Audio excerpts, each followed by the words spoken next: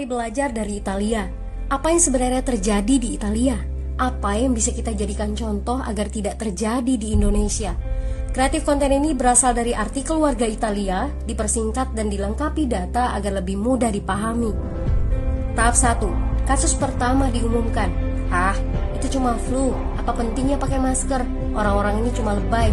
Saya kan sehat, gak bakal ketularan. Gak usah panik lah. Tahap 2. Jumlah positif COVID-19 mulai naik signifikan. Cuma beberapa yang kena. Yang meninggal pun hanya orang-orang tua saja yang memang udah punya penyakit. Hidup seperti biasa aja lah. Pacaran, nongkrong bareng temen, jalan-jalan ke mall. Tetep lanjut. Tahap ketiga, jumlah kasus meningkat dengan cepat, berlipat ganda dalam 1 hari. Tingkat kematian pun bertambah. 7 Maret, lebih dari 5.000 kasus positif COVID-19. Zona merah diberlakukan di Italia. Wilayah yang dikarantina hampir 25% dari luas Italia. Sekolah dan universitas tutup, tapi tempat kerja, bar, dan restoran masih buka. Sementara itu, 75% wilayah lain masih menganggap enteng COVID-19. Anjuran mencuci tangan ada di mana-mana, tapi sekadar anjuran dan tak banyak yang melakukan.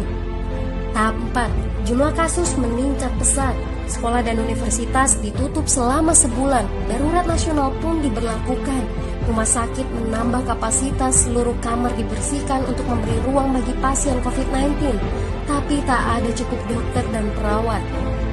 Ada terlalu banyak kasus pneumonia, terlalu banyak pasien perlu ICU, tapi ruangannya sudah habis, ventilator habis. Pada titik ini seperti kondisi dalam perang, dokter harus memilih siapa yang akan diobati berdasarkan peluang bertahan hidup.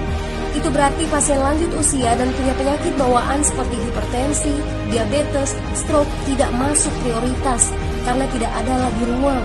Sistem layanan kesehatan seketika runtuh. Tahap 5. 9 Maret mencapai lebih dari 9.000 kasus. Seluruh kota Italia lockdown. Orang-orang bisa pergi hanya untuk keperluan darurat dan dalam pengawasan ketat. Semua bisnis masih dibuka karena jika tidak, ekonomi akan runtuh. Itu kebijakan pemerintah. Mulai ada ketakutan, orang-orang mulai memakai masker dan sarung tangan. Tapi tetap saja, ada anak-anak yang merasa jagoan, masih ingin uji nyali. Pergi ke restoran rame-rame, hangout bareng, minum-minum dan lain sebagainya. Tahap 6. 2 hari kemudian pemerintah Italia berubah pikiran. Semua bisnis harus tutup. Bar, restoran, pusat perbelanjaan, semua jenis toko, kecuali supermarket dan apotek. Penyebabnya, karena dalam sehari yang positif bertambah lebih dari 2.000 kasus. Penduduk yang mau keluar rumah harus mendapat surat izin. Surat izin ini didapatkan dari pos pemeriksaan polisi dan disebar di berbagai lingkungan. Yang melanggar bisa kena denda 3,3 juta rupiah. Bagi pasien positif yang tidak mau mengkarantina diri, bakal dituntut dengan pasal pembunuhan, hukuman 1-12 tahun penjara. 21 Maret jumlah korban meninggal di Italia terus meningkat melampaui Cina. Sebagai gambaran, luas Italia itu kurang lebih 2 kali Pulau Jawa. Penduduknya lebih dari 60 juta jiwa. Lalu apa yang harus kita pelajari dari Italia?